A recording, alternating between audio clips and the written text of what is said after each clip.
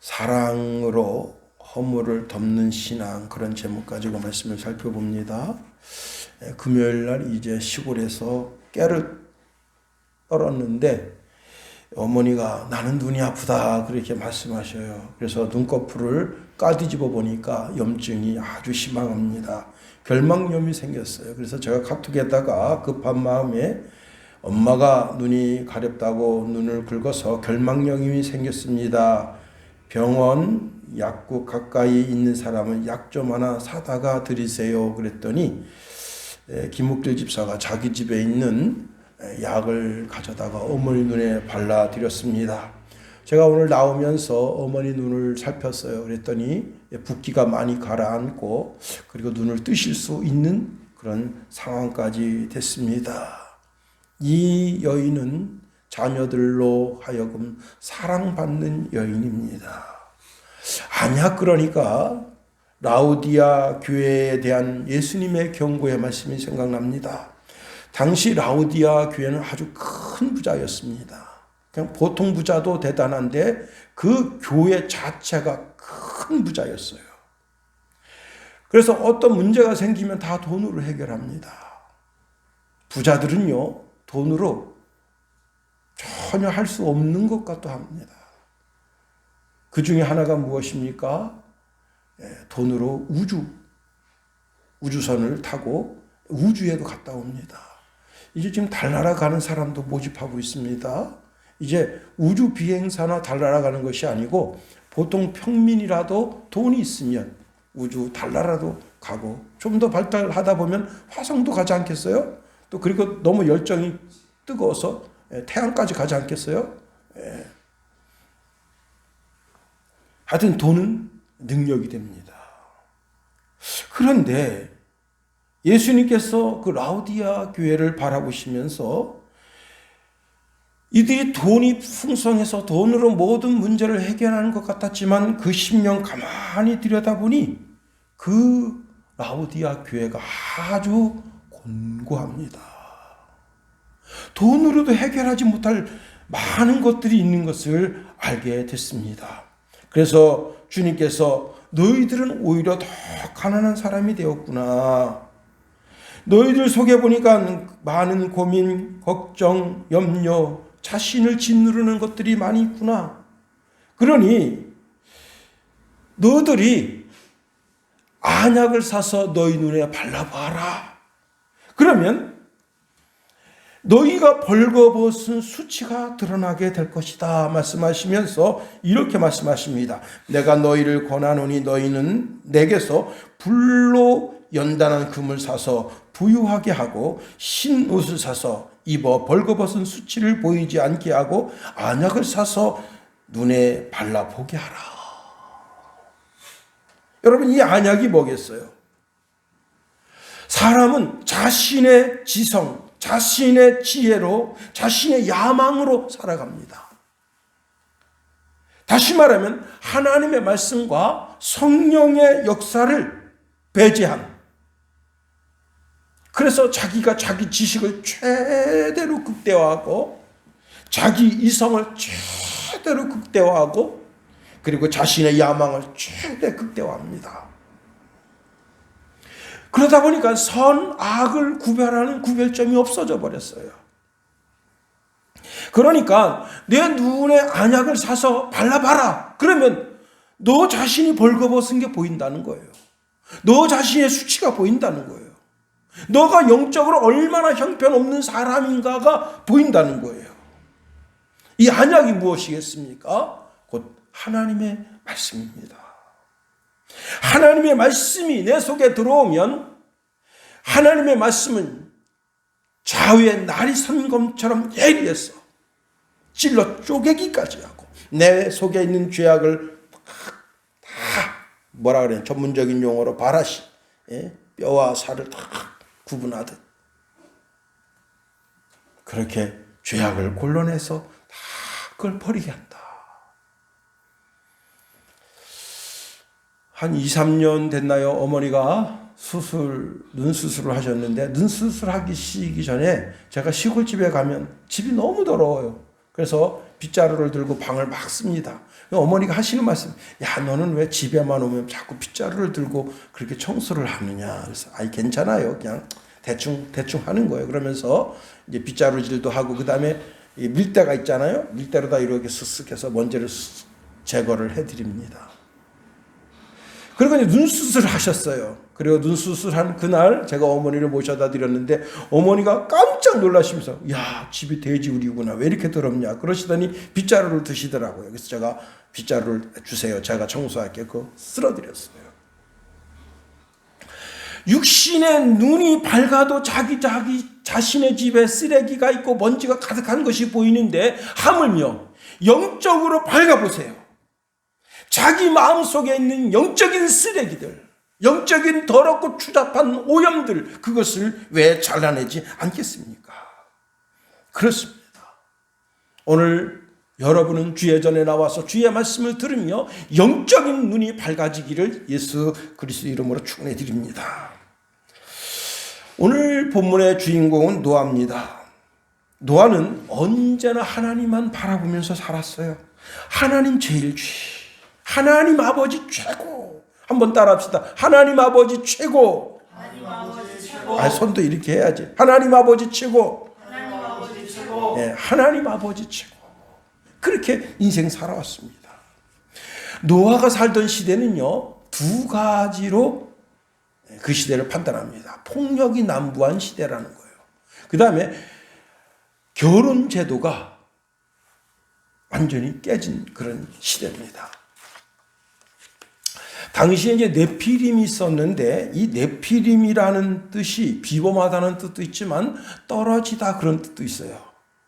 근데 떨어진다고 하는 것이 어디서부터 떨어지는가 하면 남의 담을 넘어서 떨어지고, 옛날에는 집이 허술합니다.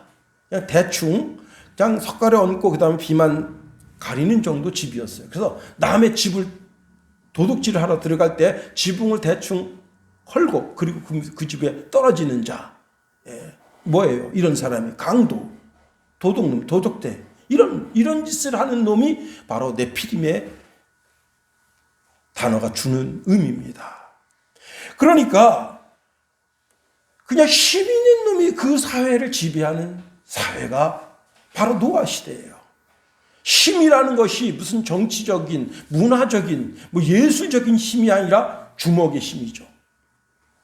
그저 그냥 힘 있는 놈이 그냥 아무나 때리고 돈 내놔. 너 쌀 내놔.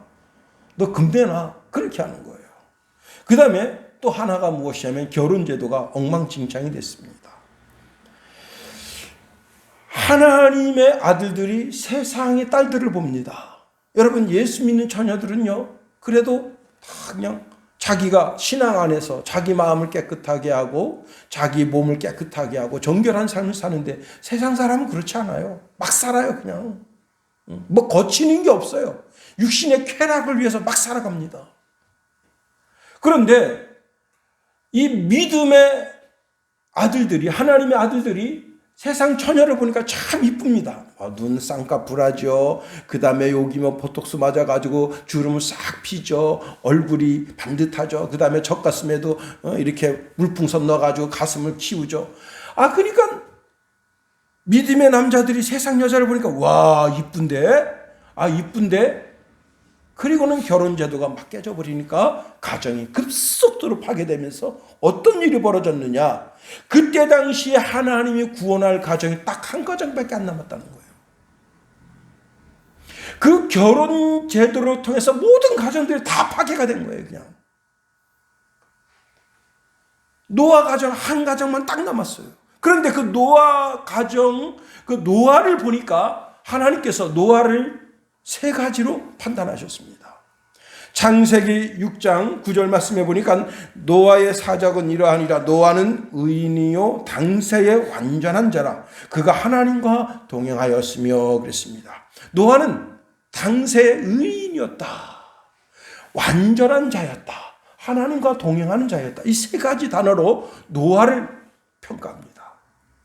오늘날 이 시대 모든 그리스도인들이 나도 저 노아처럼 살았으면 얼마나 좋을까 하는 그런 표준이 되는 신앙이죠.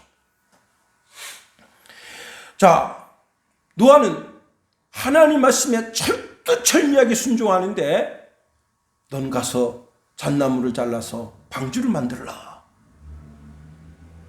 120년 동안 만들었어요. 120년 동안. 예? 자, 많은 사람들이 노아를 조롱하고 희롱하고 미치고 하기 취급합니다. 아니, 이 깊은 산에 와서 아름드리 이런 잣나무, 여러분 지금도 이 아름드리 나무 자르는 게 쉽지 않은데 그때 당시에는 이 아름드리 나무를 자르는 게 얼마나 힘들었겠어요. 응? 변변치 않은 그런 도구로 나무를 잘라서 방주를 만드는데 그걸 보니까 동네 사람들이 아니 어르신 뭐 하십니까? 하나님 세상 물로 심판한다고 그러는데 그때 우리가 구원받기 위해서 방주를 만들고 있다. 아이, 참 저 노인네 참 미쳤구만. 정신 나갔어.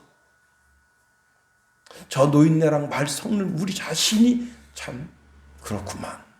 그러면서 그렇게 비아냥거릴 때 그때 방주를 만들고 그 방주 안에 자기 가족과 그리고 짐승들을 그 방주에 태움으로 말미암아 물심판에서 유일무이하게 구원받은 가족이 바로 노아 가족이라 하는 겁니다. 여러분, 우리가 하나님 말씀대로 사는 것이 얼마나 중요합니까? 반듯한 신앙의 자세라고 하는 것은 바로 하나님 말씀 가운데 사는 거예요. 그리고 하나님 제일주의를 사니까 방주에서 나오자마자 그는 정결한 짐승을 택해서 이제 하나님 앞에 예배를 드립니다. 어떤 분들은 노아의 홍수 이야기가 가짜라고 말하는 분도 있어요. 그게 뭐 그럴 수 있겠나? 근데 제가 어릴 때 아버님하고 이제 산에 갑니다. 산에 가서 나무할 때 보면요, 조개 껍데기가 그 높은 산에 있어요. 그리고 심지어는 무엇도 발견되는가 하면 이제 동물 뼈 같은 거, 이게 화석이 된 동물 뼈 같은 거 있죠? 그런 것도 발견됩니다. 그러니까 그 높은 산이 우리가 모르는 어떤 먼 과거에는 거기에 조개가 살았다 이거예요. 그런데 이게 강원도 화천 산골짜기만의 일이 아니에요. 전 세계가 그렇다고. 전 세계가. 예? 전 세계가 높은 산에 어디 가면 다 조개가 나와요. 조개 껍질이 나와요. 제가 그래서 그때 이제 어머니한테 물어봤어요. 어머니, 이게 저 파로 같은데 가서 조개를 잡아다가 여기서 까먹었을까요? 그랬더니 아니 누가 미쳤다고 산에 와서 그 조개를 까먹냐. 응? 편하게 집에서 까먹지. 그렇게 말씀하시더라고요. 여러분, 이 물고기가 화석이 되려면 자연사 하면요, 그냥 흐지부지 살이고 뭐고 다 나중에 뼈도 다 흐물흐물해서 없어져 버려요. 제가 이제 수족관에다가 금붕어니 또 구피니 여러 해 진짜 한 20, 30년 길렀잖아요. 어느 날 구피가 없어졌어요. 그럼 지네가 다 뜯어먹은 거예요. 금붕어가 없어집니다. 그 동동동동 떠다녀요. 그럼 걷어가지고 탁 장례를 치르죠. 응? 화장실에다가 탁 놓고 물짝. 그럴 수밖에 없어요. 그런데 이게 화석이 되려면 어떻게 되느냐. 어느 순간에 확 흙이 덮여서 이게 그 안에 물고기가 들어가고 그리고 그게 시간이 오래되면 화석이 되는 거예요. 참 신비하고 놀랍습니다.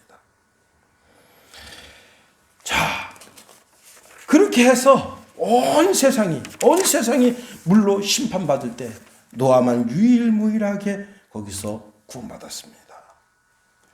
자, 노아가 방주에서 나와서 이제 그 자녀들이 결혼한 상태에서 이제 방주에서 나왔는데 시간이 오래 지나면서 노아가 오늘 본문에 있는 말씀처럼 포도나무를 심었습니다.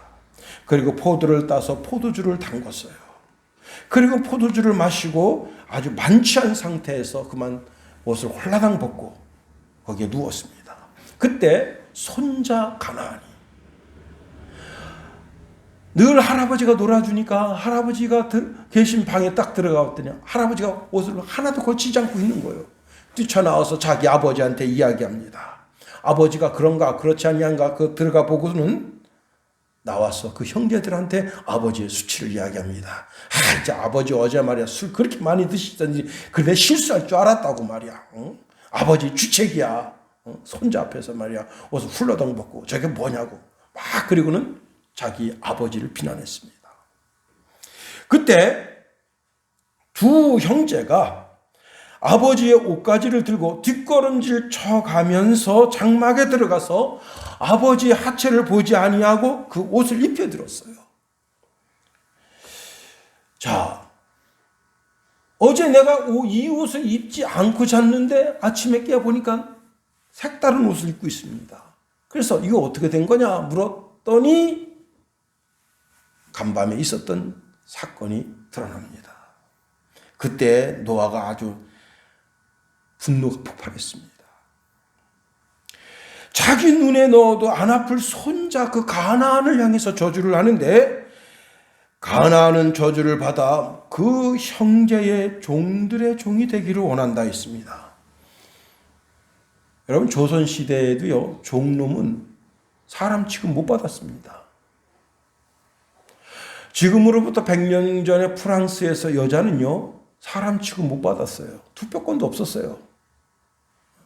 지금 전 세계적으로 제가 오늘 이제 아침에 박상후 씨의 유튜브를 들었는데 그 러시아의 푸틴 대통령이 전 세계가 지금 미쳐 돌아가고 있는데 러시아가 그 소련이었을 때 버린 쓰레기 같은 사상을 가지고 지금 전 세계가 공산화되고 있다. 지금 그렇게 지금 비아냥거렸습니다. 그리고 그 공산화가 소련 시대 때 공산화가 되면서 그때 당시에 PC 안 해본 거 없다는 거예요. 다 해봤다는 거예요. 그런데 결국은 그 공산화가 무너지면서 이제 러시아가 만들어지고 러시아가 점점 이렇게 자유주의 국가로 바뀌어져 가고 있는데 왜 러시아가 버린 쓰레기 똥도 못한 걸 지금 서방 세계가 그걸 귀하다고 취하고 있냐 이거예요. 여러분 혹시 시간이 되시면 박상우 씨가 오늘 새벽에 올린 동영상을 한번 꼭 보세요. 약간 곁길로 갔습니다마는 자 여러분 그 마의라고 하는 혹시 영화를 보셨는지 모르겠는데 그 드라마 거기 보면요 말 한 마리 값으로 사람 12명 살 수 있어요. 말이 그렇게 비싸요. 아주 좋은 명마는 사람 12명 값을 합니다. 자, 그런데 이때 당시에 여러분 종놈의 종이에요. 그러니까 정상인 사람이 부리는 종도 아니고 종이 부르는 종이니까 이게 얼마나 그 인생의 가치가 없어요. 자기 손자를 그렇게 저주했다는 거예요. 응? 다시 말하면 그 사건으로 인해서 노아의 가정에는 저주가 들어오게 됐습니다. 그리고 셈과 야벳을 축복합니다. 셈의 하나님 여호와를 찬송하리로다. 가나안은 셈의 종이 되고 하나님이 야벳을 창대케 하사 셈의 장막에 거하게 하시고 가나안은 그의 종이 되게 하시기를 원하노라. 계속해서 가나안에 대한 저주가 흐릅니다. 여러분 가정에 여러분 심령 가운데 저주가 깃들지 않게 되기를 예수님의 이름으로 축원해 드립니다. 여러분의 아들이나 여러분의 딸이나 여러분의 손자나 손녀나 어떤 누구에게도 저주가 임하지 않게 되기를 예수님의 이름으로 축원해 드립니다. 그러면 이 저주를 거두려면 어떻게 해야 되느냐? 하나님 잘 믿으면 돼요. 다른 답이 없어요. 하나님을 잘 믿으면 하나님께서는 천대까지 복을 주신다 하셨어요. 출애굽기 20장 6절에 보니까 나를 사랑하고 내 계명을 지키는 자에게는 천대까지 하나님의 은혜, 하나님의 축복을 내려주신다는 거예요. 하나님을 믿는 가정에는 저주가 변하여 복이 되는 역사가 있어요. 눈물이 변하여 기쁨이 되게 하시고 좌절이 변하여 희망이 되게 하시는 은혜가 하나님 속에 있는 겁니다. 그러니까 다른 답이 없어요. 여러분 가게 속에 여러분 그 대대손손이 흐르는 어떤 저주가 있다면 그 저주를 끊는 유일무이한 비결이 뭐냐? 바로 하나님을 잘 섬기는 거예요.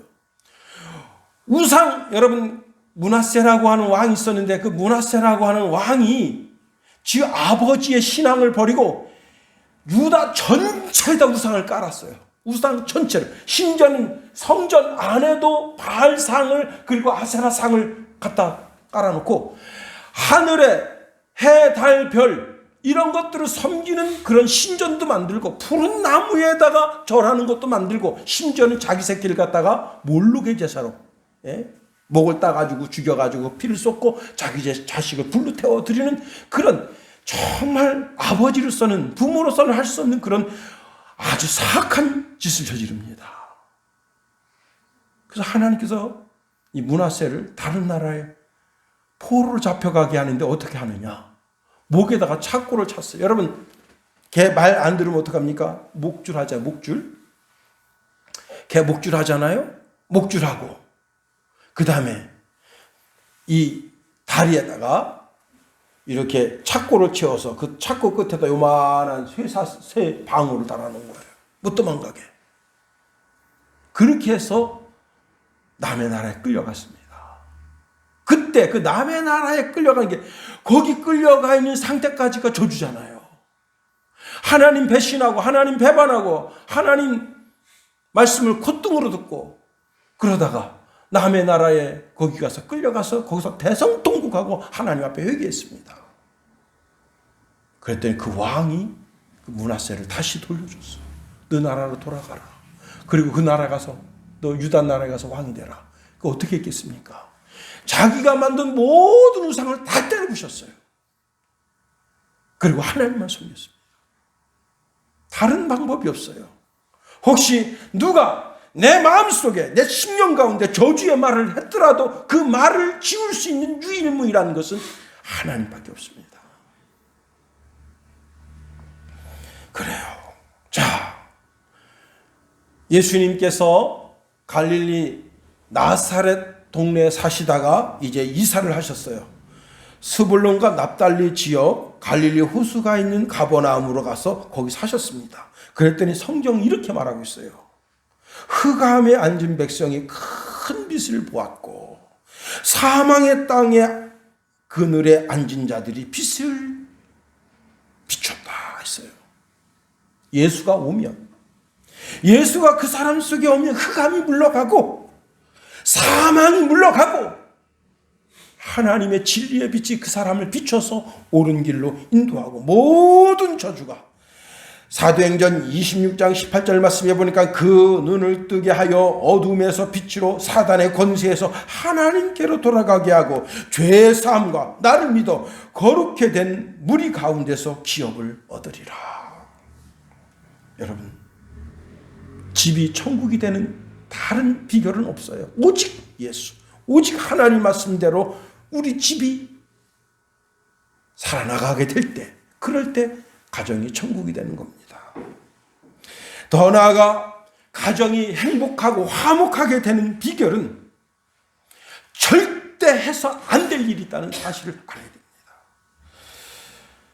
누가 실수할 때 그 실수를 다른 사람에게 까발리면 안 되는 거예요. 오늘 본문을 가봅니다. 가나안의 할아버지 노아가 큰 실수를 했어요. 자, 가나안이 아버지 함에게 와서 할아버지에 대해 말할 때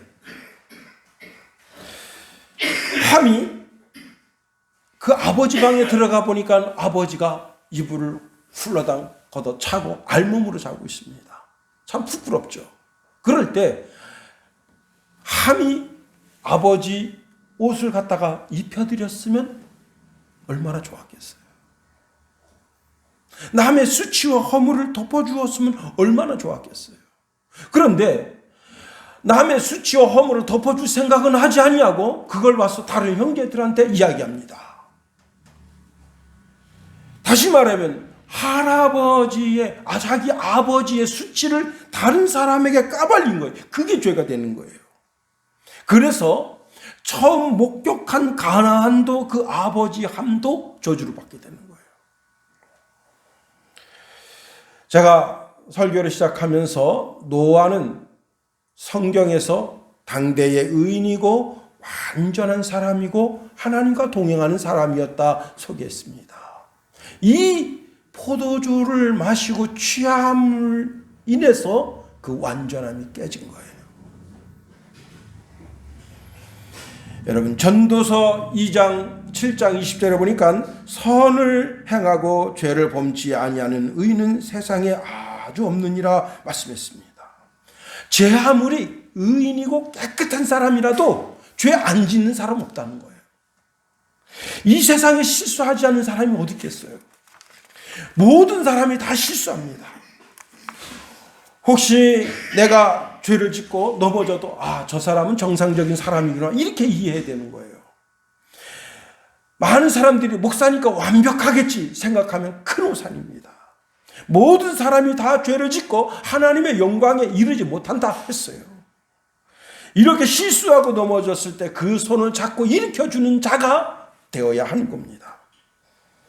제가 아주 가깝게 지내는 집사님 한 분 계신데 그 집사님이 이제 결혼 이야기가 오고 갈 때 제가 이제 그 집에 놀러 갔더니 시집 올 그 아가씨가 그 집에 왔어요.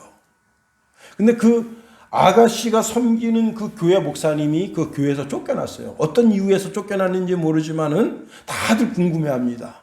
그래서 이런저런 이야기하는데 그 시어머니가 이제 며느리 될 사람 왔다고 커피도 대접하고 그리고는 이제 잠깐 기다려라 그러더니 바로 옆에가 이제 과일시장이에요.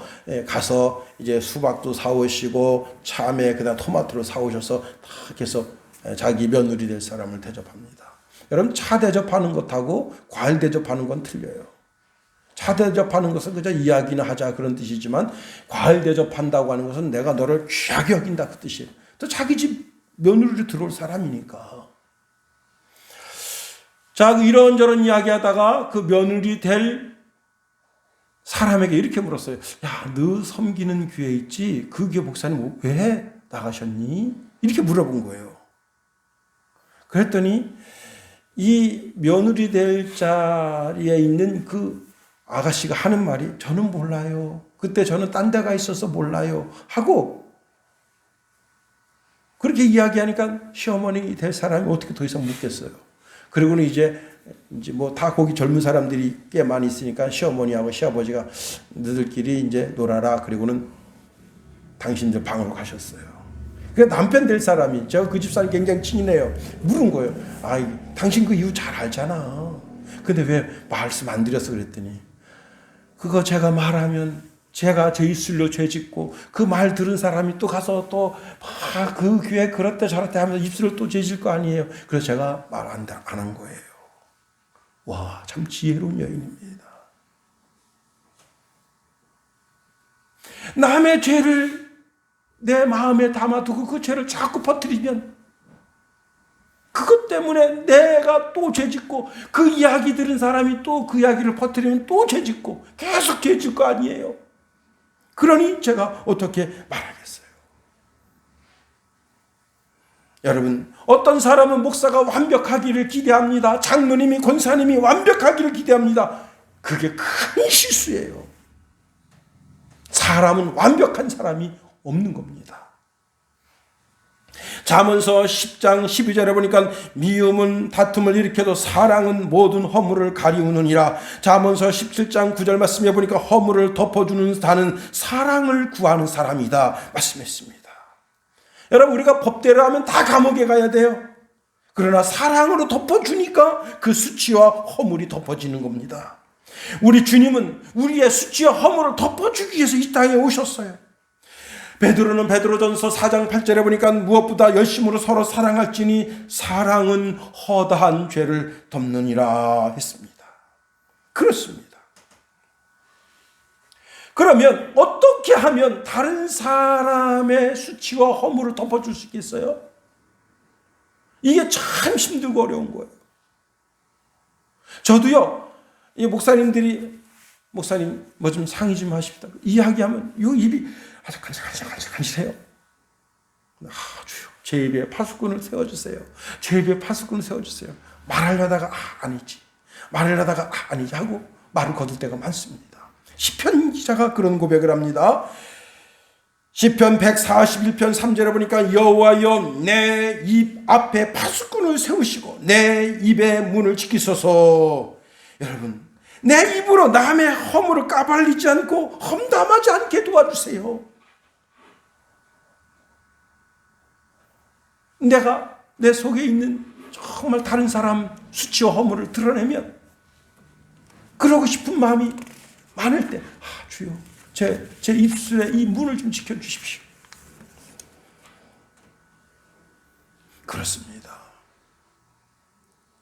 오히려 넘어져 있는 그 사람이 그럴 수도 있지. 그 사람 수치와 허물을 보지 마시오. 그 사람이 이번 일에 혹 넘어졌을지라도 사실 알고 보면 그 사람 진국입니다 하고 그 사람에게 그 사람을 세워주고 그 사람을 선한 말로 인도하면 얼마나 좋겠어요. 잠언서 16장 24절에 보니까 선한 말은 꿀송이 같아서 마음에 달고 뼈에 양약이 되느니라. 넘어진 사람을 일으켜 세우면서 힘내세요. 인생 그럴 수도 있죠. 어떤 시어머니가 자기 손자가 학교에서 오다가 그만 교통사고로 죽었습니다. 가슴이 찢어지죠. 자기 그 며느리를 보니까 며느리가 완전히 실성했어요. 그래가지고 그 며느리를 찾아갑니다. 얘야, 나도 가슴이 아프고 우리 다 가슴이 아프다. 그러나 지금까지 우리가 그 애 바라보면서 살아왔냐? 하나님 바라보면서 살아왔지. 이번 일로 인해서 하나님께서 더 큰 복을 내리시리라 생각하고 용기를 내라. 힘을 내라. 그러니까 그 며느리가 가만히 곰곰이 생각하더니 어머니 말씀이 옳으네요. 여러분, 그 좌절하고 있는 며느리 가서 면박 주면 어떡하겠어요? 야! 남편이 아침에 출근하는데 밥을 먹는지 마는지 다른 애가 있는데 그 어린이집 다니는데 밥을 먹는지 마는지 야 네가 밥을 차려줘야 될 거 아니야. 그리고 막 면박을 줘보세요. 그 며느리가 어떻게 하겠어요? 마음에 큰 우울증, 삼신감이 있는데 그 며느리를 야, 너 여지까지 그 애 보고 살아왔냐? 하나님 바라보면서 살아왔지. 용기를 내라. 하나님이 더 큰 복으로 너를 인도하실 줄 믿는다. 여러분, 본래 남의 수치와 허물을 드러내는 자가 누구냐? 마귀의 자녀를 스스로 자처하는 겁니다.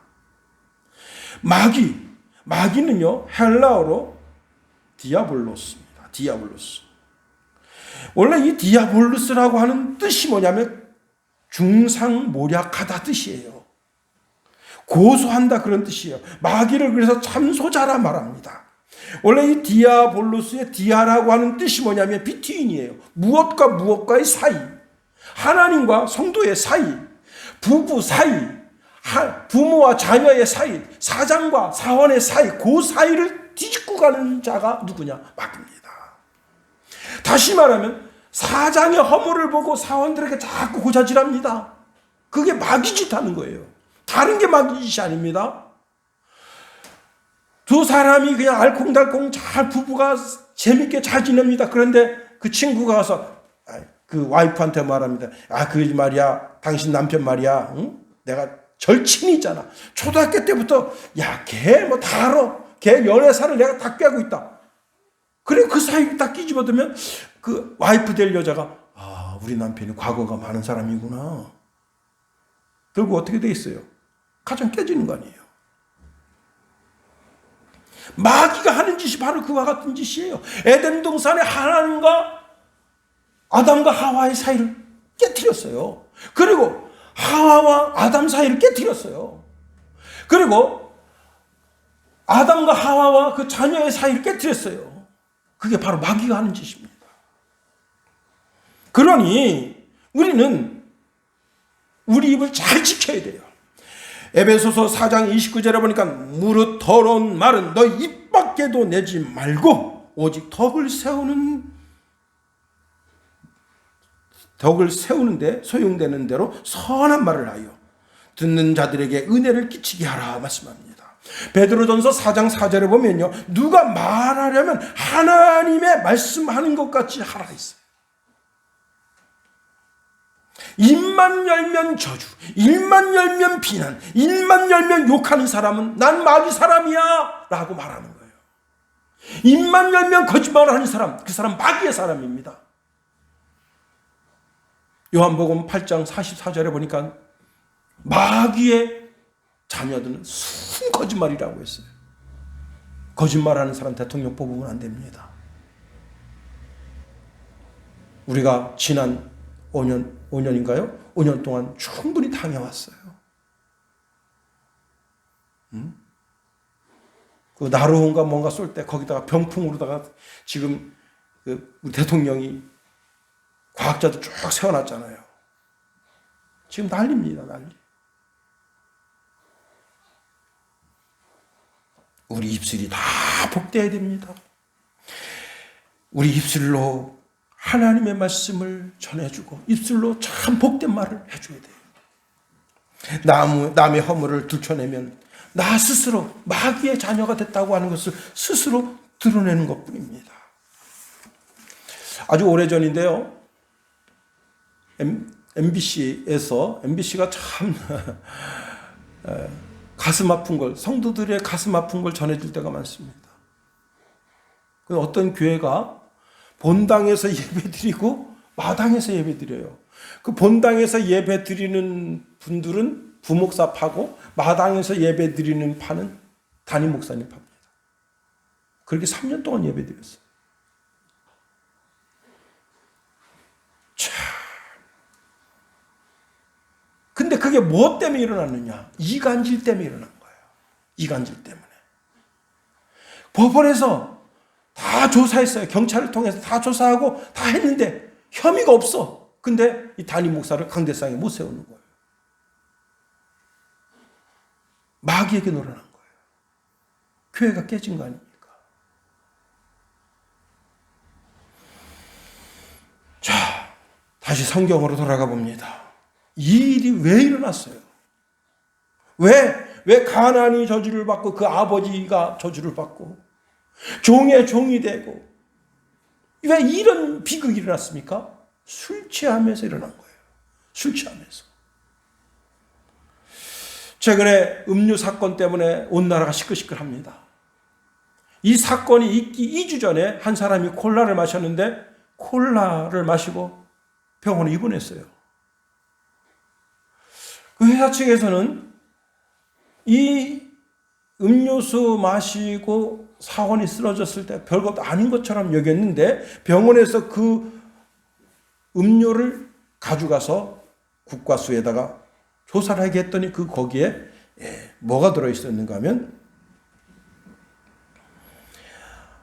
아지드화 나트륨, 이름도 참 그러네. 아지드화 나트륨이라는 게 들어있었어요. 이걸 먹으면 그냥 죽는 거예요. 그리고 2주 있다가 이제 이번에는 조그만 물병에다가 그걸 주사기로 집어넣는 거예요. 두 사람 쓰러졌어요. 그래서 병원에 실려갔는데 다행히 둘 다 깨어났습니다. 정작 이 커피 음료, 그 다음에 캔 음료, 그리고 이 물에다가 이 극약을 탄 이 사람은 그 이튿날 자살했습니다. 그 약을 먹고. 그런데 지금 수사가 이상한 쪽으로 돌아가고 있어요. 뭐냐?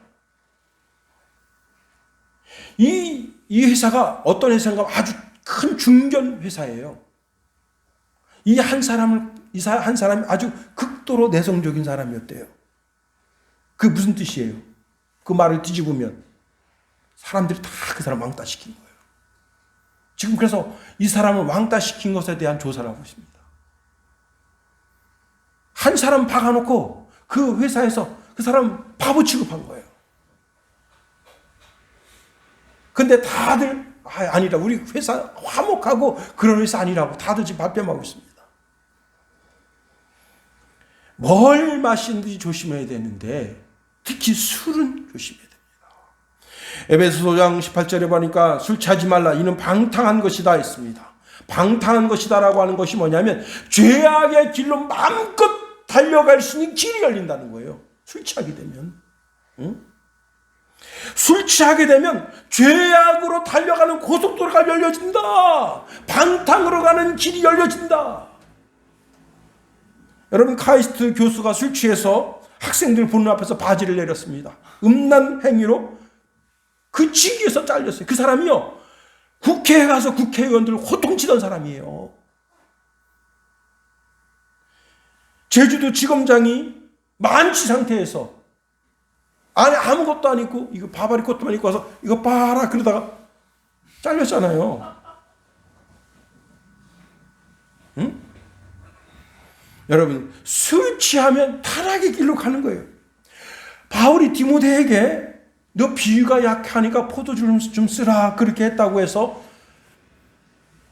몸이 좀 안 좋은 사람, 몸이 심장이 약하고 몸이 약한 사람이 저녁에 잠자리에 들 때 약으로 쓰는 것처럼 뭐 소주 반잔 정도 마시고 잔다. 그런 건 오히려 약을 쓰는 것보다 이렇게 생약을 쓰는 것이 몸에 좋으니까 쓸 수 있다고 생각합니다. 그런데 그게 취하도록 되면 어떻게 되겠어요? 오늘의 노화가 되는 거예요. 그의 완전한 퍼펙트함이 깨지는 거예요. 신앙의 온전함이 깨지는 거예요.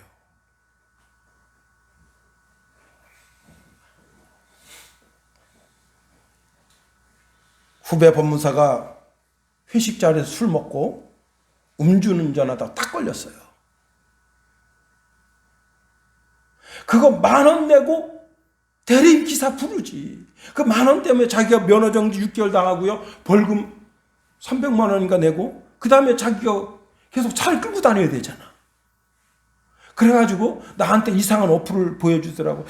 목사님, 이게 말이죠, 지금 경찰이 어디서 음주 단속하고 있으니까 그 길은 피하라고 하는 알려주는 어플입니다.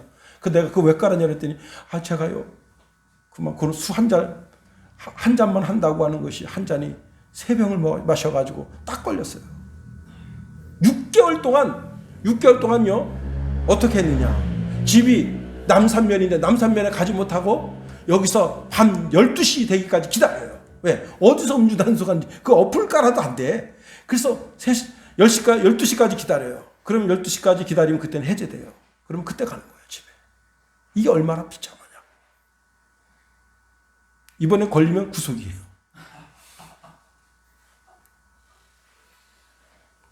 여러분, 술 마시면 못할 일이 없습니다. 중국의 알리바바 성추문 사건, 알리바바 제2인자가 지금 물러났잖아요. 여러분, 사도 바울은 술 취하지 마라, 이는 방탕한 길이다, 오직 성령 충만함을 받아라. 여러분, 그날 밤 좀 적적해서 포도주 한 잔 마시던 그날 밤, 가랑비 내리던 쓸쓸한 그날 밤, 노아가 하나님 앞에 엎드려서 기도하고 자녀들을 위해서 기도하고, 그리고 이제 온 인류가 자기 자녀들을 통해서 퍼져나갈 것을 다시 기대하면서 하나님 앞에 기도하는 그런 기도의 밤, 성령 충만한 밤이 되었다면 얼마나 좋았겠어요. 적적하다고, 참 인생 생각하니 이제 좀 있으면 이제 관에 들어갈 것 생각하니 인생 적적하고만, 그 술 취해가지고 결국 실수한 거 아니에요. 한 그리스도인이 경영하는 식당인데 종업원 알바가 이렇게 쟁반에다가 컵하고 이제 유리컵 4개를 들고 그다음에 물주전자 들고 이렇게 가다가 찰랑찰랑 하는데, 찰랑찰랑하면 이게 아주 고도로 숙련된 사람 아니면요, 이게 유리컵이 떨어지는 게 기정사실이에요. 하나가 탁 떨어지는데 그냥 깨지면서 쫙 퍼졌어요. 그 식당에는 이런 저게 있어요. 이 집의 주인은 뭐 그리스도이시며 그런 것도 있고 달력도 있고 다 있어요. 점심시간 때 그 유리잔이 그냥 깨졌는데 완전히 조각조각 깨지면서 쫙 퍼졌는데, 모든 사람들이 그 종업원을 보고 또 동시에 누구를 봤는가 하면 주인을 본 거예요. 여자 주인, 사장을 본 거예요. 그런데 그 모든 사람들 마음속에 그려지는 한 가지 장면이 있었는데, 야! 세상으로 일할래? 그게 딱 그려지는 거예요. 그런데 이 여자가 벌떡 일어나더니 딱 가더니 애를 딱 붙잡고 괜찮니? 어디 다친 데 없어? 깜짝 놀란 거예요. 그리고 좀 앉아서 쉬어라. 그러더니 주인이 빗자루 들고 와서 막 그 청소합니다. 죄송합니다. 청소를 합니다. 사람들이 와 진짜 멋진 그리스인이구나. 여러분, 다른 사람의 수치와 허물을 들춰내고 그 허물을 물고 늘어지는 자가 바로 마귀입니다. 마귀의 자녀입니다.